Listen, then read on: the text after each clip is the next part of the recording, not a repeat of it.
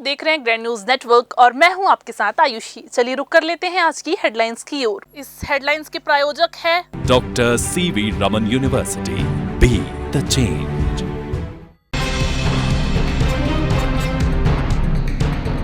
Meeting के बाद कांग्रेस भवन में हुआ जमकर हंगामा। पूर्व महापौर और सुबोध हरितवाल के बीच गाली गलौज।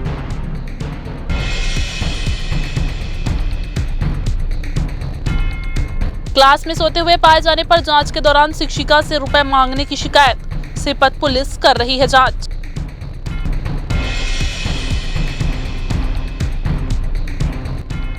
अटल बिहारी वाजपेयी विश्वविद्यालय में मनाया गया जनजाति दिवस। मध्य प्रदेश के राज्यपाल हुए शामिल।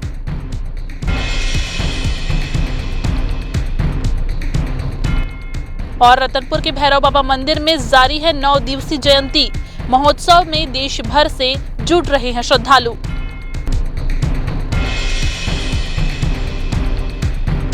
तो ये थी आज की हेडलाइंस। चलिए रुक करते हैं आज की तमाम खबरों की ओर। बुधवार को जिला कांग्रेस कमेटी की बैठक में जिला कांग्रेस के प्रभारी सुबोध हरितवाल और वरिष्ठ कांग्रेस नेता और पूर्व महापौर राजेश पांडे के बीच जमकर गाली गलौज हुई। जी हां, आपको बता दें, प्रदेश कांग्रेस अध्यक्ष दीपक बैज मीटिंग लेकर बाहर अपनी गाड़ी में बैठे ही थे कि उनके पीछे पीछे मीटिंग को खत्म करके जिला प्रभारी सुबोध हरितवाल बैठक से बाहर निकल रहे थे। उसी समय भाषण के लिए मौका नहीं दिए जाने से नाराज पूर्व महापौर ने अपनी भड़ास जिला प्रभारी पर जमकर निकाली। इसी दौरान तू तड़ाक से लेकर मामला गाली गलौज तक जा पहुंचा। बहस और गाली गलौज इतनी गहराई कि मौजूद कांग्रेसी सख्ते में आ गए और एक दूसरे को समझाने का प्रयास किए जाने लगा। हालांकि पूर्व महापौर की नाराजगी को कम करने सुबोध हरितवाल ने उन्हें मनाने का काफी प्रयास करते रहे, मगर पूर्व महापौर नहीं मानी और हल्ला मचाते रहे। काफी देर तक जिला कांग्रेस के नेता दोनों के बीच सुलह कराने की कोशिश करते रहे, मगर बात बनती नजर नहीं आई। काफी देर बाद जिला कांग्रेस के वरिष्ठ नेताओं और कार्यकर्ताओं की समझाइश का असर हुआ।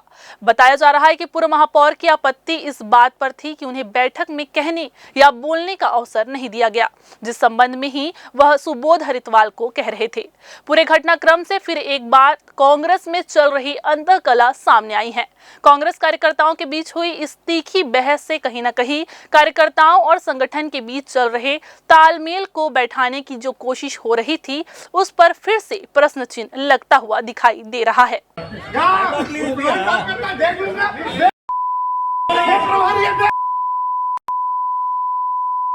संगठन सब चला है, तुम अकेले नहीं आए कोई।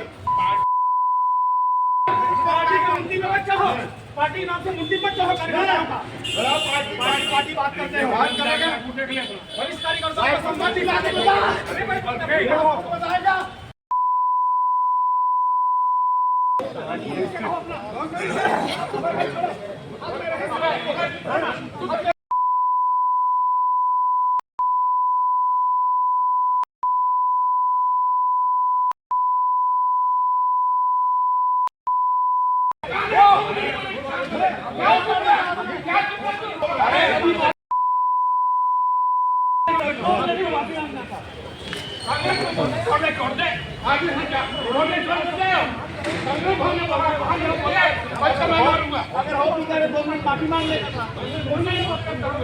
छत्तीसगढ़ प्रदेश कांग्रेस कमेटी के अध्यक्ष दीपक बैज जिला कांग्रेस कमेटी की बैठक लेने बुधवार को बिलासपुर पहुंचे। इस दौरान में वे कुछ समय के लिए छत्तीसगढ़ भवन में भी रुके, जहां उन्होंने पत्र वार्ता को संबोधित किया। इस दौरान उन्होंने बताया कि लगातार प्रदेश का दौरा कर आगामी नगरीय निकाय और त्रिस्तरीय पंचायत चुनाव को लेकर कार्यकर्ताओं को दिशा निर्देश देने के साथ ही उन्हें रिचार्ज किया जा रहा है, जिससे छत्तीसगढ़ के नगरीय निकाय चुनाव में कांग्रेस सफलता हासिल कर सके। इस दौरान प्रदेश अध्यक्ष ने उपचुनाव में मिली हार पर भाजपा को आड़े हाथों लिया और कहा कि जब कांग्रेस की सरकार थी तब भाजपा की उपचुनाव में हार हुई थी। 16 से 20 दिसंबर तक छत्तीसगढ़ विधानसभा के शीतकालीन सत्र के संबंध में प्रदेश अध्यक्ष ने कहा कि सत्र काफी छोटा है, लेकिन कांग्रेस छत्तीसगढ़ में बढ़ते अपराध के मुद्दों पर सरकार को पूरी तरह से घेरेगी। उन्होंने मुख्यमंत्री के काफिले को महिला के द्वारा रोके जाने का भी जिक्र किया। कोटा में ब्लॉक अध्यक्ष को विरोध करने पर मामला दर्ज किए जाने के खिलाफ प्रदेश अध्यक्ष ने कहा कि ये गलत है। लोकतंत्र में हर किसी को अपनी बात रखने का और विरोध रखने का हक है, लेकिन जिस तरह से सरकार तानाशाह हो रही है उस पर कांग्रेस पार्टी कड़ा विरोध करेगी। और जनता के बीच जाकर इन मुद्दों को भी रखेगी। इसके अलावा मुख्यमंत्री की ट्रेन से यात्रा करने के संबंध में प्रदेश अध्यक्ष ने कहा कि मुख्यमंत्री को बस्तर की यात्रा भी ट्रेन से करनी चाहिए। उन्होंने कहा कि एक तरफ तो ट्रेन बंद हो रही है और मुख्यमंत्री ट्रेन से यात्रा करके वाहवाही लूटने में लगे हुए हैं। इसके अलावा उन्होंने कई अन्य मुद्दों पर भी अपनी प्रतिक्रिया दी है। देखिए, ये सरासर गलत है। अगर कोई शासकीय कार्यक्रम है, क्या संविधान दिवस, मैं पूछना चाहता हूँ, ये शासकीय कार्यक्रम था या फिर उप मुख्यमंत्री का कोई निजी कार्यक्रम था, कोई पारिवारिक कार्यक्रम था क्या? पहला चीज़, अगर शासकीय कार्यक्रम था, किसी विधायक के क्षेत्र में अगर कार्यक्रम होता है तो स्वाभाविक सा है कि एक प्रशासनिक दृष्टि से लोकतंत्र में चुने हुए जनप्रतिनिधियों को आमंत्रित करने का एक प्रक्रिया है। आमंत्रित अगर किए होते तो संभवतः हमारे विधायक जाते, आमंत्रित नहीं किए तो हमारे विधायक नहीं गए। स्वाभाविक सा है कि हमारे विधायक की उपेक्षा कोई भी कार्यकर्ता सहन नहीं करेगा। अगर कोई कार्यकर्ता अगर विरोध स्वरूप अगर थोड़ा सा विरोध जता दिया, फिर कौन सा गलत हुआ है? लोकतंत्र में क्या विरोध करने का अधिकार नहीं है? अपनी बात रखने का अधिकार नहीं है क्या? यही तो संविधान का मतलब है। स्टेप क्या होगा? यही तो मैं कह रहा हूँ कि संविधान का एक यही तो मतलब है। मतलब इनको संविधान में भरोसा नहीं है। संविधान दिवस, एक तरफ संविधान दिवस मनाने का ढोंग करते हैं और दूसरी तरफ संविधान के आड़ में लोकतंत्र में एक जनप्रतिनिधि का अपमान और उस पार्टी के कार्यकर्ताओं का FIR निश्चित रूप से गलत है। इसको कांग्रेस कमेटी विरोध करती है। देखिए, अब जिला कांग्रेस कमेटी के साथ हम लोग चर्चा करेंगे, लेकिन संवैधानिक रूप से देखा जाए तो बुलाना चाहिए जनप्रतिनिधियों को, और उसके बाद विरोध अगर करते उसके लिए उसके साथ पूरा प्रदेश का हालात तो आप देख रहे हैं। रही बात, सरकार खुद कंफ्यूज है। एक तो बड़ा मुश्किल से क्लियर किया है कि अभी कि महापौर डायरेक्ट होगा, इनडायरेक्ट होगा। अभी तक तो पूरी संशय चलते आ रहा था, लेकिन बड़ा मुश्किल से अभी सरकार ने क्लियर किया कि डायरेक्ट महापौर का चुनाव डायरेक्ट होगा। लेकिन अभी भी सरकार क्लियर नहीं कर पा रही है कि, और सरकार आप देखेंगे तो 6 महीना का अवधि अभी इन्होंने नगरीय निकाय चुनाव को लेकर अभी बढ़ा दिया है। आखिर क्यों? कहीं ना कहीं सरकार को डर है, क्योंकि 1 साल में सरकार ने अभी तक शहरी क्षेत्रों के लिए, गांव क्षेत्रों के लिए उन्होंने 1 रुपए का काम भी नहीं किया है। इसी का नतीजा है कि चुनाव से अपने एंटी इनकम्बेंसी को देखते हुए सरकार पूरी तरह से डरी हुई है। लेकिन यह है कि हम चाह रहे हैं कि तय समय सीमा में चुनाव होने चाहिए, क्योंकि आगे एग्जाम भी है। बुधवार को कांग्रेस भवन में जिला कांग्रेस कमेटी ग्रामीण और शहर के कार्यकर्ताओं की बैठक आयोजित की गई। इस बैठक में प्रदेश कांग्रेस कमेटी के अध्यक्ष दीपक बैज शामिल हुए।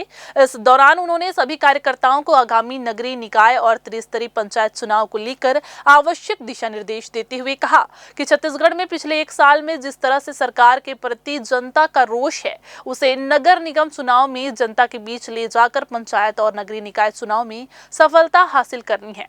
लिहाजा सभी कार्यकर्ताओं को ये संकल्प लेना होगा कि आगामी स्थानीय चुनाव में कांग्रेस की सफलता को सुनिश्चित करेंगे। इसके लिए उन्हें नई कार्यकर्ताओं को जनता से सीधा संपर्क बनाने और मौजूदा सरकार की विफलताओं को रखने की बात कही।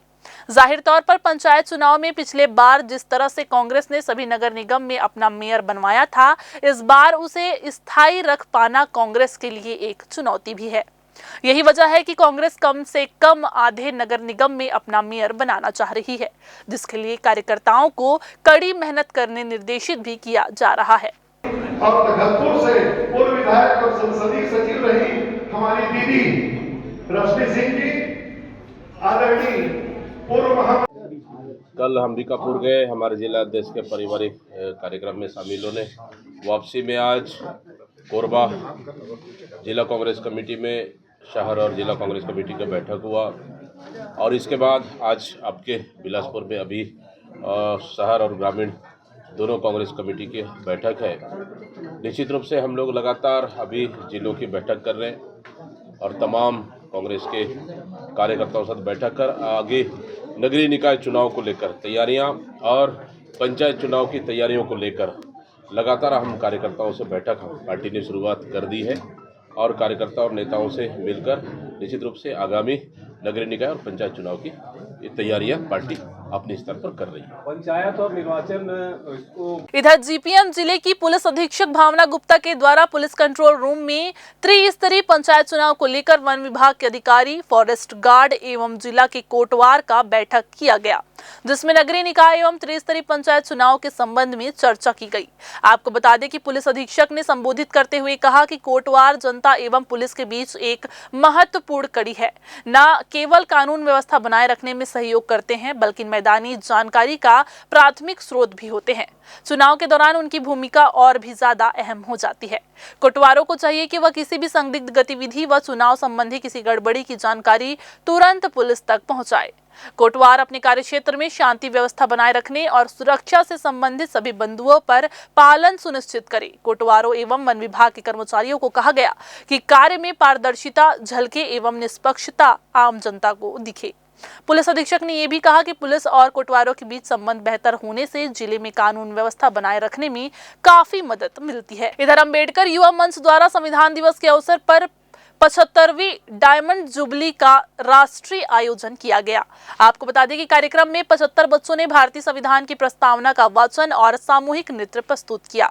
इधर मुख्य अतिथि संभाग आयुक्त महादेव कावरे ने संविधान और डॉक्टर अंबेडकर के योगदान पर प्रकाश डालते हुए कहा कि आज का समता मूलक समाज संविधान की ही देन है। प्रख्यात विद्वान आचार्य राजेश चंद्रा ने बाबा साहब को राष्ट्र नायक बताते हुए संविधान की प्रस्तावना के महत्व पर जोर दिया। इधर कार्यक्रम के मुख्य वक्ता प्रोफेसर राजकुमार ने अंबेडकर युवा मंच के प्रयासों की सराहना भी की।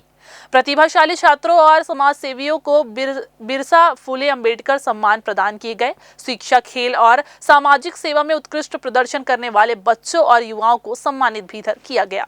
देखिए, बिलासपुर के संविधान दिवस के 75वीं वर्षगांठ के अवसर पर जो यहाँ पर कार्यक्रम रखा गया है, मुझे यहाँ पर शामिल होकर बहुत खुशी हो रही है। मैं सबको बहुत बहुत बधाई देता हूँ, शुभकामनाएं देता हूँ। एक बहुत अच्छा कार्यक्रम यहाँ पर आयोजित किया गया। हम सभी संविधान दिवस यहाँ हर साल की तरह मनाते हैं। 2011 से हम संविधान दिवस यहाँ पर अंबेडकर युवा मंच संचालित कर रहे हैं। और संविधान हमारे लिए इसलिए ज़रूरी है क्योंकि बाबा साहेब ने कहा है, शिक्षा वह शेरनी का दूध है जो पिएगा वह दहाड़ेगा। शिक्षा सभी के लिए है। शिक्षा हमें समानता, स्वतंत्रता और आत्मनिर्भरता से अग्रकृत करती है। इसीलिए हम संविधान दिवस मनाते हैं और सबसे ज़्यादा संविधान के लिए महिलाओं को आगे आगे बढ़ के आना चाहिए प्रोग्राम में, क्योंकि बाबा साहेब ने महिलाओं के लिए बहुत सारे नियम कानून, हिंदू कोड बिल हो गया, जैसे कि महिलाओं के लिए समानता का अधिकार हो गया, वो घर में चूल्हा चौका करती थी, उन्हें पढ़ने का अधिकार दिया। अंबेडकर युवा मंच यह आयोजन 2011 से कर रहा है। इस वर्ष जैसे कि सभी को ज्ञात है कि 26 नवंबर जो है 1949 से लेके अभी तक 26 नवंबर 2024 तक 75 वर्ष पूरे हो रहे हैं। तो इस बार हमारे लिए और स्पेशल है, ये हमारी डायमंड जुबली है। और 2011 से अंबेडकर युवा मंच इस प्रोग्राम को संचालित करते आ रहा है। पहले इसका स्वरूप छोटा था, आज आप इसका स्वरूप देख ही सकते हैं कि 2,500 से 3,000 लोग प्रतिवर्ष इस कार्यक्रम में सम्मिलित होते हैं। आज के कार्यक्रम की प्रमुख बातें, आज के कार्यक्रम के हमारे प्रमुख वक्ता है डॉक्टर राजेश चंद्रा जी और प्रोफेसर राजकुमार जी और महादेव कावरे जी जो यहाँ के कमिश्नर हैं। प्रमुख बातें ये हैं कि हम सर लोगों से उनका बहुत ज़्यादा अच्छा एक्सपीरियंस और नॉलेज सुनेंगे, जो कि वो हमारे बीच शेयर करने वाले हैं आगे। डॉक्टर अंबेडकर युवा मंच एक और संस्था संचालित करता है जिसमें निःशुल्क बच्चों को कोचिंग, फ्री कोचिंग दी जाती है। उसका नाम है उस संस्था का साक्षर से शिक्षित की ओर। इसमें हम बच्चों को प्रतिदिन 2017 से, जो कि 8 सितंबर वर्ल्ड लिटरेसी डे होता है, 2017 से हम उन्हें फ्री कोचिंग्स देते आ रहे हैं और आज भी यह संचालित है। ये बच्चे 75 बच्चे हैं जो कि 75वां वर्ष संविधान पूर्ण होने पर कॉन्स्टिट्यूशन डे सेलिब्रेशन में छोटी सी परफॉर्मेंस देने वाले हैं। फिलहाल वक्त हो चला है एक छोटा सा ब्रेक लेने का। ब्रेक के बाद जारी रहेंगी खबरें। आप बने रहिए ग्रैंड न्यूज के साथ।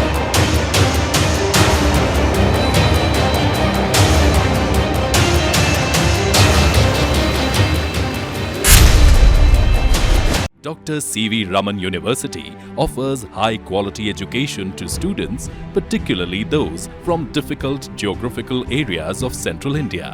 The flourishing 70-acre campus boasts of more than 120 state-of-the-art laboratories, smart classrooms, research centers, and a plethora of on-campus facilities that provide easy access. Dr. C.V. Raman University. Baloda बाजार वाले राकेश ज्वेलर्स विगत 20 वर्षों से आपके शहर एवं आसपास के अंचल में एक विश्वसनीय नाम, सोने एवं चांदी के आभूषणों के निर्माता एवं विक्रेता। बिलासपुर शहर में पहली बार राकेश ज्वेलर्स इस दिवाली से ग्राहकों के लिए लेकर आए हैं सोने एवं चांदी के सामानों में फ्री इंश्योरेंस की सुविधा, ताकि लूट एवं चोरी होने की स्थिति में नुकसान की भरपाई हो सके। सोने चांदी एवं हीरे की आकर्षक ज्वेलरी, राशि रत्न, साथ ही 925 स्टर्लिंग सिल्वर की अच्छी वैरायटी भी उपलब्ध है। तो देर किस बात की, चले आइए राकेश ज्वेलर्स। हमारा पता करुणा चौक, सदर बाजार, बिलासपुर, छत्तीसगढ़। शादियाँ होती है खास, और उन खास पलों में हर किसी का शाहिद दिखना जरूरी है। गुड़िया रानी के लिए प्यारी ड्रेस, छोटे साहब का एस्थेटिक कुर्ता, माँ की पसंदीदा बनारसी साड़ी, दूल्हे राजा की शाही शेरवानी और हमारी प्यारी दुल्हनिया के लिए खास लहंगा। इन्हीं रिश्तों को संजोता है new generation, the complete family store. Break के बाद आप सभी का स्वागत है। शासकीय स्कूल की शिक्षिका ने जांच कार्रवाई के नाम पर वसूली के लिए धमकी देने का आरोप लगाया है। दरअसल पिछले दिनों शिक्षिका का सोते हुए एक वीडियो सामने आया था। वायरल वीडियो होने के बाद जांच कार्रवाई के नाम पर धमकाकर वसूली के लिए अज्ञात नंबरों से कॉल आने लगे, जिसमें शिक्षिका से 25,000 की मांग की जाने लगी। कॉल में खुद को मंत्रालय का अफसर बताकर धमकी दी जा रही थी। इसके साथ ही पैसा न देने पर तुरंत सस्पेंड और बर्खास्त करने की बात भी कही जाने लगी।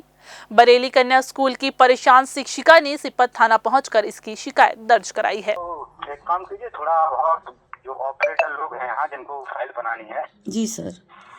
तो डायरेक्टली बोलना अच्छा नहीं रहता, क्योंकि फोन पे बात हो रही है। जी सर। तो आप कुछ उनके लिए मिठाई के लिए खर्चा पानी करवा दीजिए, तो यहाँ से वो फाइल कंप्लीट करवा देंगे आपकी।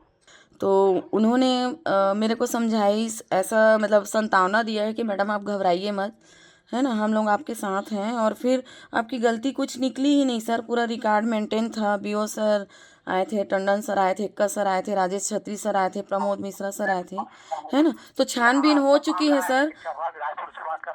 जी समझ रही हूँ सर मैं। कुछ उनसे मतलब यहाँ से जो फाइल बनाएंगे, देखिए हमें तो कुछ नहीं करना है, फाइल तो वही कंप्लीट करेंगे जो ऑपरेटर लोग हैं। जी।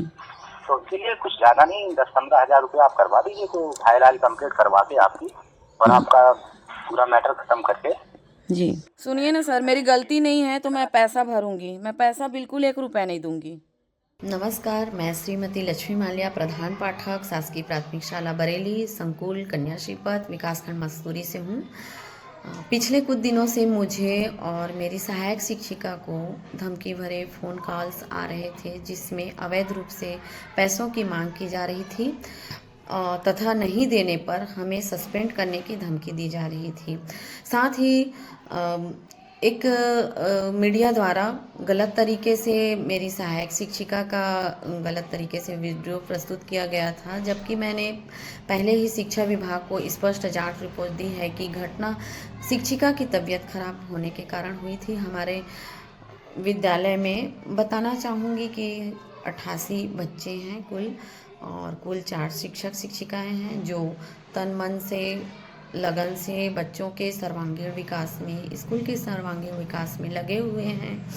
तो मैं शिक्षा विभाग से और प्रशासन से यही मदद लेना चाहूँगी कि इस प्रकार की धमकियों और झूठे प्रचार से हमें बचाएं और शिक्षकों की गरिमा की रक्षा हेतु शीघ्र कार्यवाही करें। इधर रेलवे में मान्यता प्राप्त संगठन के लिए 4, 5 और 6 दिसंबर को चुनाव होना है। इसके पहले रेलवे में संगठन का चुनाव लड़ रहे सभी संगठन चुनाव प्रचार में अपना पूरा दमखम दिखा रहे हैं, जिसके तहत बुधवार को दक्षिण पूर्व मध्य रेलवे मजदूर कांग्रेस के द्वारा ओल्ड पेंशन स्कीम को बहाल करने और यूनिफाइड पेंशन स्कीम यानी कि यूपीएस को हटाने को लेकर बैठक आयोजित की गई। इस बैठक में मोटिवेशनल स्पीकर के तौर पर सुशांत पांडा को आमंत्रित किया गया, जहां उन्होंने कर्मचारियों को ओल्ड पेंशन स्कीम और नई पेंशन स्कीम के संबंध में विस्तृत जानकारी उपलब्ध कराई। इस दौरान उन्होंने बताया कि सरकार के द्वारा लाई गई यूनिफाइड पेंशन स्कीम किसी भी तरह से कर्मचारी हित में नहीं है और मजदूर कांग्रेस इसका पुरजोर विरोध करेगी।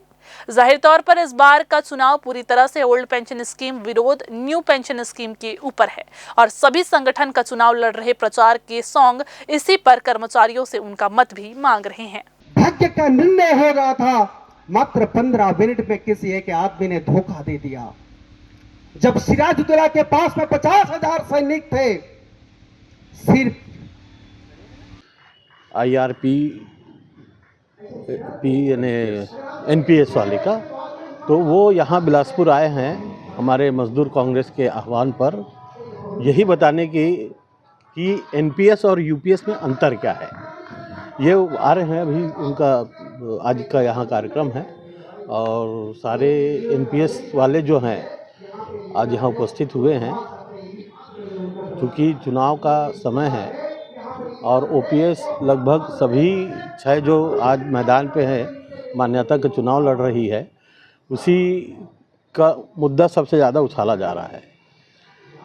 मैं आपको बता दूं कि जिस दिन UPS का इन लोग ने घोषणा किया था कि NPS ख़त्म करके UPS दिया जा रहा है, तो उसी समय मैंने भी मीडिया में ही ये बात बोला था एज ए प्रवक्ता कि भाई ये भी कोई कारगर कदम नहीं है केंद्र सरकार का। बिलासपुर SP रजनीश सिंह को रात 12 बजे सूचना मिली कि अज्ञात कार चालकों द्वारा शराब पीकर तेज वाहन चलाने और गाली गलौज करने की जानकारी मिली, जिसके बाद SP ने इस मामले को गंभीरता से लेते हुए सिविल CSP नितेश सिंह को कार्यवाही करने के निर्देश दिए और निर्देश मिलते ही CSP खुद मौके पर पहुंचे और शराब पीकर लापरवाही पूर्वक गाड़ी चलाने और हुड़दंग मचाने वाले लड़की और लड़कों पर कार्यवाही की और वाहन को जब्त कर लिया। आपको बता दें कि वाहन पर राम का छाया चित्र बना हुआ था और हनुमान चालीसा के दोहे भी लिखे हुए हैं। इसके बावजूद इस तरह की अभद्रता ने कई सवाल खड़े कर दिए हैं। CSP ने आगे कहा कि इस तरह से अवैध गतिविधियों में लिप्त रहने वालों पर पुलिस की सख्त कार्यवाही होगी। कल रात्रि लगभग 12 बजे हमें कंट्रोल के माध्यम से सूचना प्राप्त हुई कि एक स्कॉर्पियो वाहन में कुछ लड़के शराब पीकर स्पीड से गाड़ी चला रहे हैं, जिस पर तत्काल हमारी पेट्रोलिंग की टीम मौके पर पहुंची और उस पर जब चेक किया गया तो यह पता चला कि जो लड़के हैं, जो उसमें ड्राइवर था, वो शराब के नशे में गाड़ी चला रहा था। उस पर विधिवत 185 MVA की कार्रवाई की गई है। इस तरह की कार्रवाई लगातार की जा रही, क्या करना चाहते हैं सर? लगातार पुलिस अधीक्षक महोदय के निर्देशानुसार सरप्राइज चेकिंग की जा रही है, प्रतिबंधात्मक कार्रवाई की जा रही है और इस तरह से जो भी अवैध गतिविधियां हैं और उसमें संलिप्त लोगों पर हमारे द्वारा कार्रवाई लगातार की जा रही है। आरक्षक संवर्ग 2023-24 के पदों पर होने वाली भर्तियों पर हाईकोर्ट ने रोक लगा दी है। जी हां, आपको बता दें कि भर्ती प्रक्रिया के तहत राज्य के जिलों में आरक्षकों के अलग अलग पदों पर भर्तियां होने वाली थी। मामले की सुनवाई जस्टिस राकेश मोहन पांडे की सिंगल बेंच में हुई। हाईकोर्ट में याचिकाकर्ता बेदराम टंडन द्वारा गई याचिका के मुताबिक ये आरक्षक संवर्ग 2023-24 भर्ती प्रक्रिया का पूरा मामला है, जिसके तहत राज्य के सभी जिलों में अलग अलग पदों पर भर्ती होनी थी। इसमें याचिकाकर्ता के पुत्र ने राजनांदगांव में होने वाले कांस्टेबल जनरल ड्यूटी के लिए आवेदन दिया था। राजनांदगांव जिले में इस कैटेगरी के तहत 143 पद जारी किए गए थे, लेकिन विज्ञापन जारी होने और फॉर्म भरने के बाद DG पुलिस ने सचिव को इस नियुक्ति प्रक्रिया में पुलिस विभाग में कार्यरत एक्स सर्विसमैन कर्मचारियों के बच्चों को छूट देने संबंधित पत्र लिखा था। पत्र में सुझाव देते हुए लिखा गया कि भर्ती नियम 2007 कंडिका 9(5) के तहत भर्ती प्रक्रिया के मापदंडों को शिथिल किया जा सकता है, जिसमें फिजिकल टेस्ट के दौरान सीने की चौड़ाई और ऊंचाई जैसे कुल 9 पॉइंट्स में शामिल थे। अपर सचिव ने इस सुझाव को स्वीकार भी कर लिया। इसके आहत होकर याचिकाकर्ता ने हाईकोर्ट में याचिका दाखिल कर दी। मामले की सुनवाई के दौरान कोर्ट ने बताया कि केवल अपने विभाग के कर्मचारियों को छूट देना आम नागरिकों के साथ भेदभाव है, इसलिए इस भर्ती प्रक्रिया पर रोक लगाई जाए। मामले में वकील की ओर से पेश किए गए दलीलों को सुनने के बाद कोर्ट ने आरक्षक संवर्ग 2023-24 के अलग अलग पदों पर होने वाली भर्तियों पर रोक लगा दी है। इधर बंधुआपारा के लोगों को अब घरों में घुसने वाली पानी की समस्या से निजात मिल जाएगी। जी हां, आपको बता दें कि बिलासपुर के वार्ड नंबर 65 बंधुआपारा के इमली भाटा क्षेत्र में बरसात के मौसम में पानी निकासी की समस्या बनी रहती थी, जिससे लोगों को काफी दिक्कतों का सामना करना पड़ता था। बारिश का पानी लोगों के घरों में घुसने लगता था और बाहरी समस्याएं भी पैदा हो जाती थी। सड़कें सही नहीं होने से इनमें जल भराव के कारण दुर्घटनाएं भी होती रहती थी। आपको बता दें कि इसके बाद यहां पर नगर निगम द्वारा सड़क और नाली निर्माण का कार्य कराया जा रहा है। कार्य की शुरुआत के लिए भूमि पूजन कार्यक्रम आयोजित किया गया। लोगों में निर्माण कार्य होने और समस्या से निजात मिल पाने की खुशी भी साफ साफ नजर आई। क्योंकि जो ये कार्य हो रहे हैं रोड और नाली का, जिसे पार्षद महोदय बनवा रहे हैं और नगर निगम के सभी कर्मचारी इसमें सम्मिलित हैं, इसका पूरा तो नहीं जान सकता मैं। फायदा ये है सर कि जो पानी नीचे जाता था वो पानी इसमें आ जाएगा और आकर के मुख्य नाले में मिल जाएगा। इससे किसी को कोई खास परेशानी नहीं है। सभी एकजुट हैं और एकजुट होकर कार्य कर रहे हैं। यह कार्य पानी निकासी की वर्षों पुरानी समस्या है। यहाँ पे जो बरसात के समय में लोगों के घर में पानी भर जाती थी, निकासी नहीं होने के कारण आज नगर निगम के द्वारा यहाँ 5 लाख से सीसी रोड और नाली का निर्माण यहाँ पे किया जा रहा है। उसी का भूमि पूजन हमारे वार्ड के सभी सम्मानित नागरिकों के द्वारा किया गया। क्या फायदा मिलेगा? यहाँ पानी भरती थी, उसकी समस्या से दूर होंगे। लोगों के घर का आउटलेट जो है पानी निकल नहीं पा रही थी, उसी समस्या को ध्यान में देते हुए यहाँ पे नाली का निर्माण किया जा रहा है। फिर से वक्त हो चला एक छोटा सा ब्रेक लेने का। ब्रेक के बाद जारी रहेंगी खबरें। आप बने रहिए ग्रैंड न्यूज के साथ।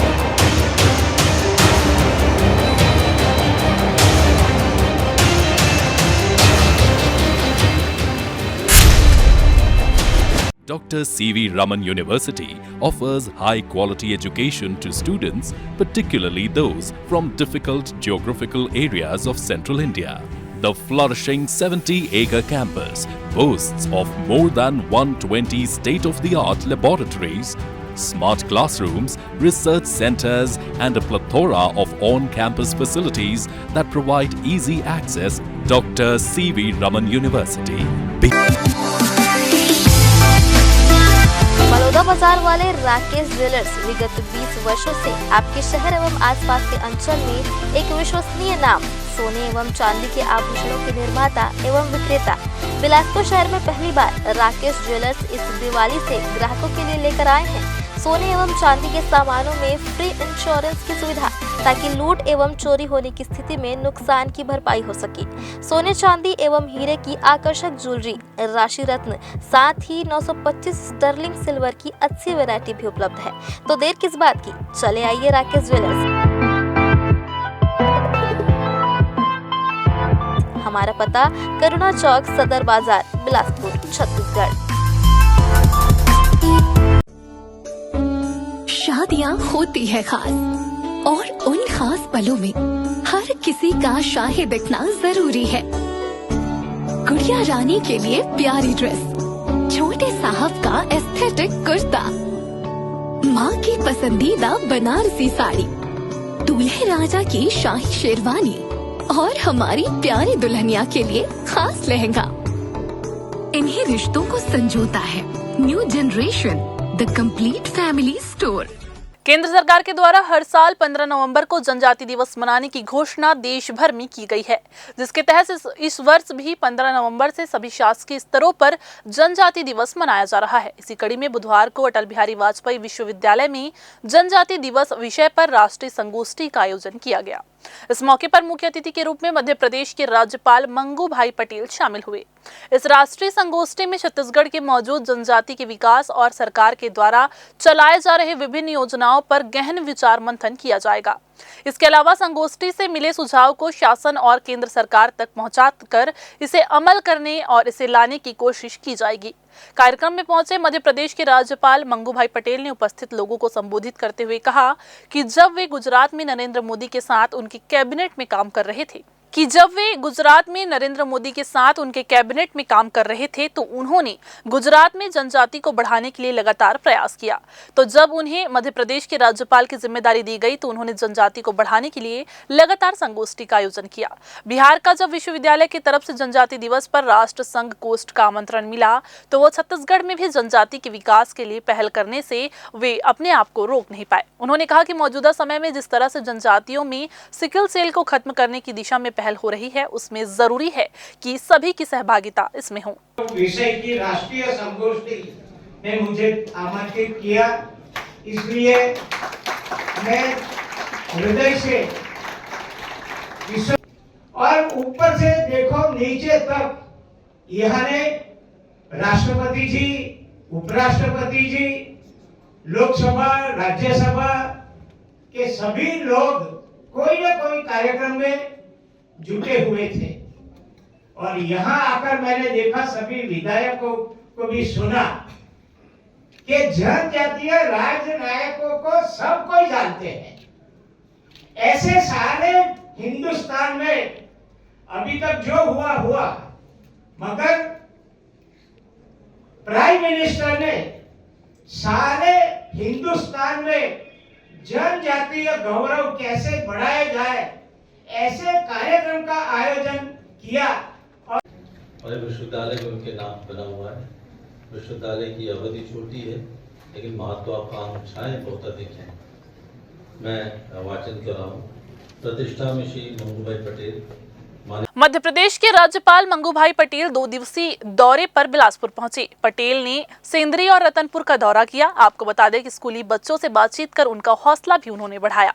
समूह की दीदियों से चर्चा कर उनके कार्यों की जानकारी ली। उन्होंने उनके कार्यों की सराहना भी की। रतनपुर CHC में सोनोग्राफी मशीन और OT का उद्घाटन किया। मध्य प्रदेश के राज्यपाल मंगूभाई पटेल सबसे पहले सेंद्री के स्वामी आत्मानंद स्कूल पहुंचे। उन्होंने 10वीं कक्षा के बच्चों से चर्चा कर उनका हौसला भी बढ़ाया। उन्होंने बच्चों से पूछा कि देश के राष्ट्रपति कौन है। बच्चों द्वारा राष्ट्रपति के बारे में पूरी जानकारी देने पर उन्होंने खुशी भी जताई। उसके बाद बच्चों को राजभवन आने का न्योता भी उन्होंने दिया और महिलाओं द्वारा किए जा रहे कार्यों की सराहना भी की। उन्होंने कहा कि आर्थिक गतिविधियों से जुड़कर महिलाएं आत्मनिर्भर बन गई है, उनका आत्मविश्वास बढ़ गया है। इसके बाद उन्होंने स्कूल परिसर में आयोजित स्वास्थ्य परीक्षण शिविर का भी जायजा लिया। यहाँ पर स्वास्थ्य परीक्षण कराने आए लोगों से चर्चा की गई। मितानिनों से चर्चा कर उनके कार्यों की जानकारी ली गई। उन्होंने स्कूल परिसर में बादाम का पौधा भी लगाया। बिलासपुर में ठगी के एक के बाद एक मामले लगातार सामने आ रहे हैं। ठगी करने वाले गिरोह अब सोशल मीडिया के जरिए लोगों को अपना शिकार बना रहे हैं। ऐसा ही एक मामला सामने आया है जहां सोशल मीडिया में दोस्ती करने के बाद शहर के एक व्यक्ति से अश्लील वीडियो सोशल मीडिया में अपलोड करने की धमकी देकर 21 लाख रुपए ठग लिए गए। पीड़ित ने इसकी शिकायत थाने में दर्ज कराई है। साइबर पुलिस मामले में अपराध कायम कर जांच में जुट गई है। दरअसल शहर के एक व्यक्ति ने साइबर थाने में शिकायत की है कि एक फेसबुक आईडी से उनके मोबाइल में फ्रेंड रिक्वेस्ट आया। उन्होंने फेसबुक आईडी वाले से दोस्ती कर ली। दोनों के बीच लंबे समय तक बातचीत चलती रही। इसी दौरान फेसबुक आईडी वाले ने बातों में फंसाकर उनका अश्लील वीडियो मंगा लिया। इसके बाद उसका अश्लील वीडियो सोशल मीडिया में वायरल करने की धमकी देकर ब्लैकमेलिंग करने लगा। कई किश्तों में उक्त व्यक्ति ने 21 लाख रुपए अपने बैंक खाते में ट्रांसफर करा लिए। उसके बाद भी लगातार उनसे पैसे की मांग की जा रही है। साइबर थाने में उनकी रिपोर्ट पर अज्ञात फेसबुक आईडी धारक के खिलाफ जुर्म दर्ज कर जांच में पुलिस जुट चुकी है। रेंज साइबर सेल में हमें एक शिकायत प्राप्त हुई थी कि फेसबुक के माध्यम से प्रार्थी को फ्रेंड रिक्वेस्ट भेजी गई। फेसबुक के माध्यम से प्रार्थी से आरोपी ने बातचीत शुरू की। आरोपी एक महिला बन के प्रार्थी से बातचीत करता रहा और अलग अलग तरीके से कि कभी एजुकेशन के लिए पैसे चाहिए, कभी भाई की तबीयत खराब है, कभी घर में अच्छे हालचाल नहीं है, उस तरीके से पैसे मांगती रही। और फिर एक दिन ऐसे प्रार्थी को मैसेज आया आरोपी के भाई से कि लड़की ने आत्महत्या कर ली है और आपका नाम सुसाइड नोट में डाल दिया है। तो इसी के चीज़ को लेकर ब्लैकमेल करके प्रार्थी से करीब 21 लाख रुपए की ठगी हुई है।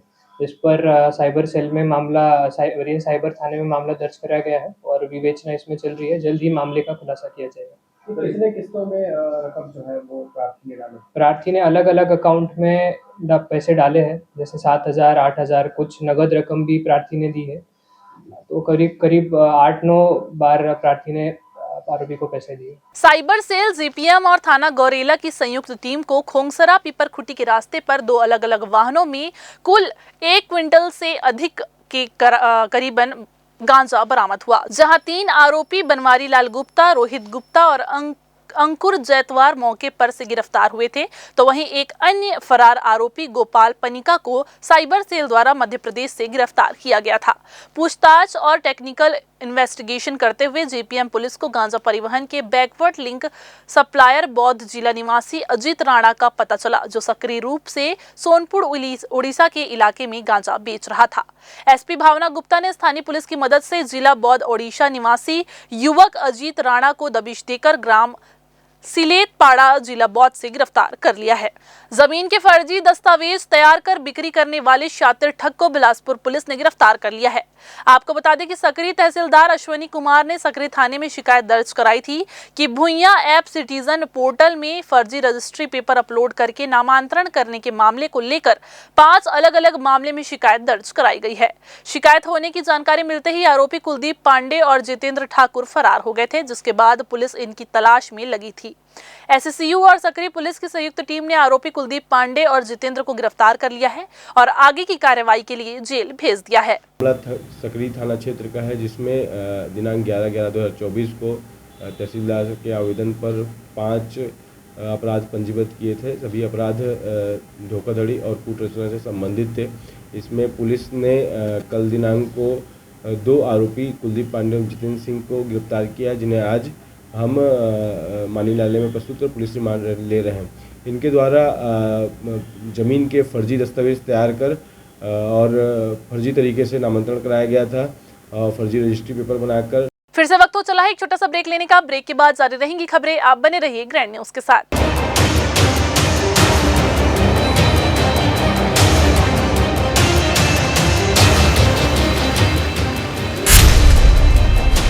Dr. C.V. Raman University offers high-quality education to students, particularly those from difficult geographical areas of central India. The flourishing 70-acre campus boasts of more than 120 state-of-the-art laboratories, smart classrooms, research centers, and a plethora of on-campus facilities that provide easy access. Dr. C.V. Raman University. Baloda बाजार वाले Rakesh jewellers विगत 20 वर्षों से आपके शहर एवं आसपास के अंचल में एक विश्वसनीय नाम, सोने एवं चांदी के आभूषणों के निर्माता एवं विक्रेता। बिलासपुर शहर में पहली बार राकेश ज्वेलर्स इस दिवाली से ग्राहकों के लिए लेकर आए हैं सोने एवं चांदी के सामानों में फ्री इंश्योरेंस की सुविधा, ताकि लूट एवं चोरी होने की स्थिति में नुकसान की भरपाई हो सके। सोने चांदी एवं हीरे की आकर्षक ज्वेलरी, राशि रत्न, साथ ही 925 स्टर्लिंग सिल्वर की अच्छी वैरायटी भी उपलब्ध है। तो देर किस बात की, चले आइए राकेश ज्वेलर्स। हमारा पता करुणा चौक, सदर बाजार, बिलासपुर, छत्तीसगढ़। शादियाँ होती है खास और उन खास पलों में हर किसी का शाहिद दिखना जरूरी है। गुड़िया रानी के लिए प्यारी ड्रेस, छोटे साहब का एस्थेटिक कुर्ता, माँ की पसंदीदा बनारसी साड़ी, दूल्हे राजा की शाही शेरवानी और हमारी प्यारी दुल्हनिया के लिए खास लहंगा। इन्हीं रिश्तों को संजोता है new generation, the complete family store. Break के बाद आप सभी का एक बार फिर से स्वागत है। बिलासपुर जिले से एक बड़ी खबर आ रही है, जहां बिलासपुर के तोरवा थाना क्षेत्र के ग्राम ढेका हाईवे के पास एक भीषण सड़क हादसा हो गया है। तेज रफ्तार ट्रक ने बाइक सवार 3 लोगों को बुरी तरह से रौंद दिया है। इस हादसे में 2 की हालत गंभीर बताई जा रही है। स्थानीय लोगों ने घायलों को अस्पताल पहुंचाया और इस हादसे की जानकारी पुलिस को दी है, जहां तोरवा पुलिस मामले की जांच में जुट गई है। बिलासपुर जिले के रतनपुर में श्री सिद्ध तंत्रपीठ भैरव बाबा मंदिर में 9 दिवसीय भैरव जयंती महोत्सव धूमधाम से मनाया जा रहा है। इस आयोजन में प्रदेश के विभिन्न जिलों से हजारों श्रद्धालु पहुंचकर भगवान शिव को विशेष आहुतियां दे रहे हैं। यह आयोजन जन कल्याण और विश्व कल्याण की कामना से किया जा रहा है। आपको बता दें कि महंत पंडित जागेश्वर अवस्थी ने बताया कि मंदिर में रुद्र महायज्ञ का आयोजन किया जा रहा है, जिसमें विभिन्न अखाड़ों के साधु संत और महंत शामिल हो रहे हैं, जहां लगातार धार्मिक अनुष्ठान भी चल रहे हैं और भक्त भगवान बटुक भैरव की पूजा अर्चना में लीन है। इसके साथ ही भैरव बाबा को 56 प्रकार के भोग भी लगाए जा रहे हैं और हजारों दीपक जलाकर मंदिर को जगमगाया गया है। शुक्रवार को पूर्णाहुति के साथ ही इसका समापन होगा। इसमें श्रद्धालुओं के लिए महाभंडारे का आयोजन भी किया जाएगा। श्रद्धालुओं का कहना है कि भगवान भैरव बाबा की कृपा से उनकी सारी मनोकामनाएं पूरी हुई है। ये आयोजन बहुत ही धार्मिक और आध्यात्मिक है। हम सभी को मिलकर भैरव बाबा की पूजा करनी चाहिए। हर हर महादेव। श्री सिद्ध तंत्र पीठ भैरव बाबा मंदिर रतनपुर में श्री भगवान भैरव जी की जयंती बड़ी धूमधाम के साथ मनाए जाते हैं, जो इस वर्ष भी भगवान भैरव जयंती का महोत्सव मार्ग कृष्ण पक्ष अष्टमी तिथि पर मनाए जा रहे हैं, जिसमें 9 दिवसीय रुद्र महायज्ञ हो रहे हैं, जिसका पूर्णाहुति गुरुवार शाम 6 बजे होना है एवं कन्या भोजन ब्राह्मण भोजन शुक्रवार दोपहर 12 बजे होंगे एवं यज्ञ की विशेष भंडारा दोपहर 12 बजे से प्रारंभ होंगे। जो निरंतर व्यक्ति जब तक के आए तब तक कि उसके प्रसाद ग्रहण कर सकते हैं। प्रसाद ग्रहण करने के बाद फिर यज्ञ की समापन कराए जाएंगे। 151 कन्याओं का पूजा एवं उनका भोजन करा कर के साथ में 51 बटु ब्राह्मणों लोग का भोजन कराए जाएंगे एवं द्रव्य दक्षिणा दे करके उनसे यज्ञ का समापन कराए जाएंगे। भगवान भैरव जी की जयंती तो आदिकाल से चलते आ रहे हैं, लेकिन यह जो रुद्र यज्ञ है 2005 से कंटिन्यू अभी वर्तमान तक के चल रहे हैं और आगे भी चलते रहेंगे, जिसमें आचार्य के रूप में हमारे प्रदेश एवं अन्य प्रदेश के वैदिक ब्राह्मणों के द्वारा यज्ञ को संपन्न कराए जाते हैं। भगवान भैरव जी की यज्ञ हो या जो भी धर्म की यज्ञ होते हैं, उसमें साधु ब्राह्मण का पहुंचना ही अनिवार्यता होता है। इसमें भी महामंडलेश्वर एवं नागा हम तंत्र के साधक हैं काली माँ के। अमरकंटक में छोटा सा आश्रम है हमारा, और भैरव जी भी तंत्र के अधिष्ठाता देव हैं। विगत 15 साल से मैं रुद्र महायज्ञ में सम्मिलित होता हूँ और यहीं से मेरे को जो कुछ भी आज मेरे पास है